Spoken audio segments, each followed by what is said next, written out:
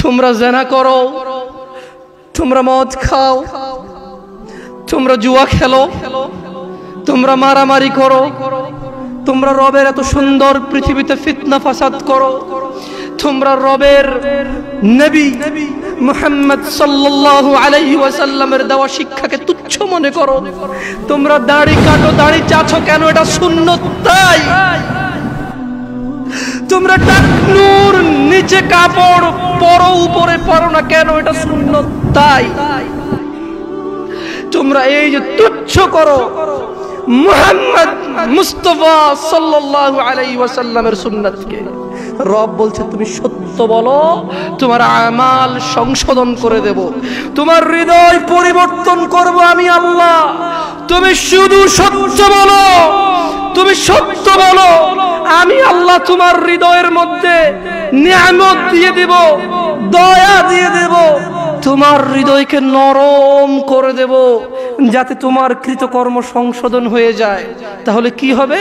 ওয়াগফির লাকুম যুনুবাকুম, বাবা মায়ের সাথে অন্যায় করো, তাদেরকে চোখ রাঙিয়ে কথা বলো, আমি তোমাকে ক্ষমা করে দেব, কিন্তু তুমি আজ থেকে ওটা বন্ধ করে সত্য বলো, লা ইলাহা ইল্লাল্লাহ, সুবহানাল্লাহ সুবহানাল্লাহ। ওয়াগফির লাকুম যুনুবাকুম ওয়া মান ইউতি'িল্লাহ, আর যে আল্লাহকে ইবাদত করে, যে আল্লাহকে মানে, যে আল্লাহকে পূজে, যে আল্লাহর কাছে নিজেকে আত্মসমর্পণ করে, ও রাসূলু, নবীর দেওয়া পথ অনুযায়ী, নবীর দেওয়া মত অনুযায়ী, নবীর কথা অনুযায়ী যে আল্লাহকে মানে, যে সালাত আদায় করেন নবী যেভাবে করেছে, যে সিয়াম পালন করেন নবী যেভাবে করেছে, যে দলাদলি করেন নবী যা বলেছে, যে সত্য সাক্ষী দেন নবী যেভাবে বলতে বলেছে, কি হবে? ফাকাদ ফাজ, সে জিতে যাবে, সে জিতে যাবে। কি জিতবে? ফৌজান আযীমা, সে অনেক বড় করে জিতে যাবে। যেমন আর্জেন্টিনা আর ব্রাজিল খেললে 10-0 গোল হলে কিভাবে জিতলো? কেমন জিত হলো? এটা 100-0 গোল হলে কেমন জিতলো? 1,00,000 গোল আর 0 গোলে জিতলো, দলটা কেমন ভাবে জিতলো? আল্লাহ বলছে ফাকাদ ফাজা ফাওজান আযীমা। এত মহান রব, যে রবের বসার কুরসির নিচে পুরো পৃথিবী যা কিছু তিনি সৃষ্টি করেছে, ওনার বসার চেয়ারের নিচে সুতার চাইতে ছোট, এত বড় রব যদি বলে যে সে অনেক বড় করে জিতেছে, কত বড় করে জিতেছে? তাহলে এত বড় করে জিতার উপায় কি? আল্লাহকে ভয় করা। কি আমার সঙ্গে বলেন? এত বড় করে জিতার উপায় কি? এবং সত্য বলা, এবং সত্য বলা। দেখছেন, আল্লাহকে ভয় করা এবং সত্য বলা। যাই হোক, এটা ছিল, এটা খুতবাতুল হাজা। প্রত্যেক জুমায় ইমামরা এই খুতবা দিয়ে স্টার্ট করে। আমি আজকে আসলে কথা বলতে চেয়েছিলাম দুনিয়া তুচ্ছ। আমাদের বড় ভাই শ্রদ্ধেয় মাহমুদ বিন কাসিম হাফিজাহুল্লাহ, তিনি মাশাআল্লাহ অনেক কথা বলেছেন, সময় পেলে আরো বলতেন, ওনার কথা গুছিয়ে আসছে মাশাআল্লাহ, খুব সুন্দরভাবে তিনি বলেছেন। আমার মন চাচ্ছিল যে শুনি, একই তো কথা একজনে বললেই হলো, একজনে বললেই হলো। তবুও আপনারা দাওয়াত করেছেন, 2-4টা কথা বলে যাব। সেই সুদূর চট্টগ্রাম থেকে আসা ইয়া ইখওয়ানি, আপনারা কি ওয়াজ শুনতে আসছেন না কিছু শিখতে আসছেন? সত্য বলবেন। একটু আগে আমি বলেছি ওয়াকুলু কাওলান, কি কথা বলতে হবে? তা আমি গান গেয়ে কথা বলতে পারি না, আমি দুঃখিত। আমি কিস্সা কাহিনী জানি না। আমি কিস্সা কাহিনী কাকে বলবো? এমন তো নয় যে আমার চোখের সামনের শ্রোতারা সবাই প্রতিদিন কোরআন পড়ে। এমন তো নয় যে আমার সামনের শ্রোতারা প্রতিদিন হাদিস পড়ে। ওরা বিরক্ত, 2টা গান গেয়ে শোনাই, 2টা কিস্সা শোনাই, ওদের একটু ভালো সময় পার হয়। বাস্তবতা তো এমন, শ্রোতারা ওয়াজে বসে, একটু বসে, কোরআন খুলেও দেখে না, পড়তেও জানে না।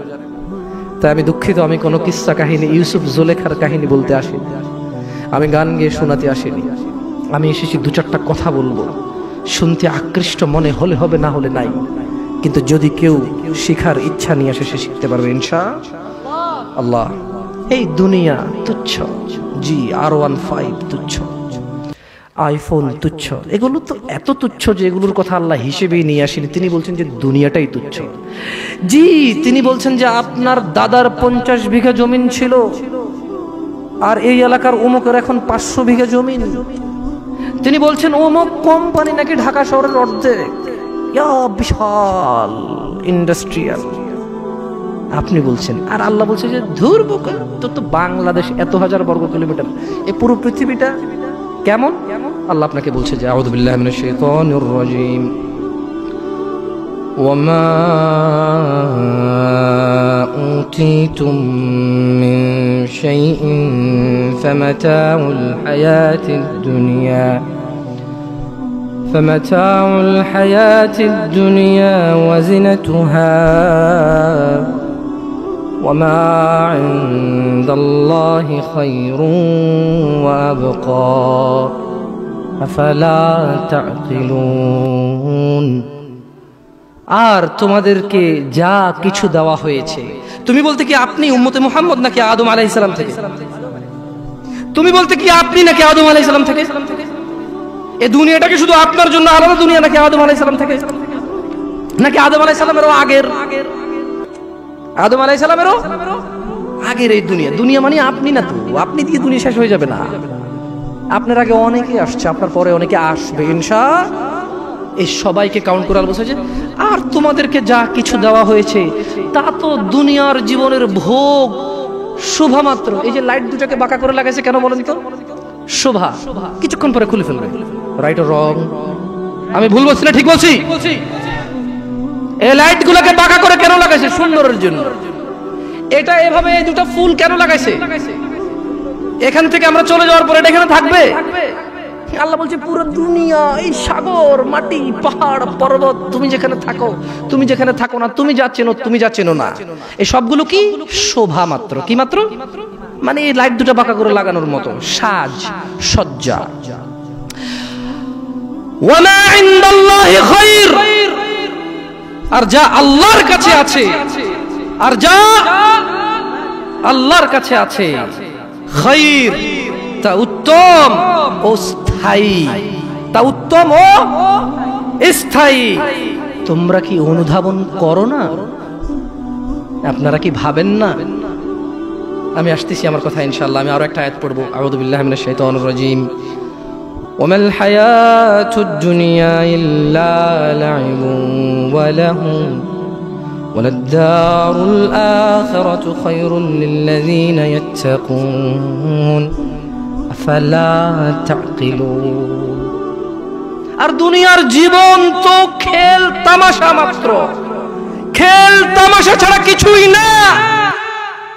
তোমার দাম্ভিকতা, তোমার শক্তি, তোমার যত মান মর্যাদা, তোমার যত অর্থ সম্পদ, আর তোমার যত বয়স, তোমার যত কিছু আছে, আর তুমি তো তুমি, তোমার মতো যত কেউ আছে বাবা আদম আলাইহিস সালাম থেকে ইলা ইয়াউমিল কিয়ামা, যেদিন আকাশ ভেঙে পড়বে, তারকা খসে পড়বে, পাহাড় উড়বে রঙিন ফসলের মতো, এই সবগুলো হচ্ছে খেল তামাশা। কি?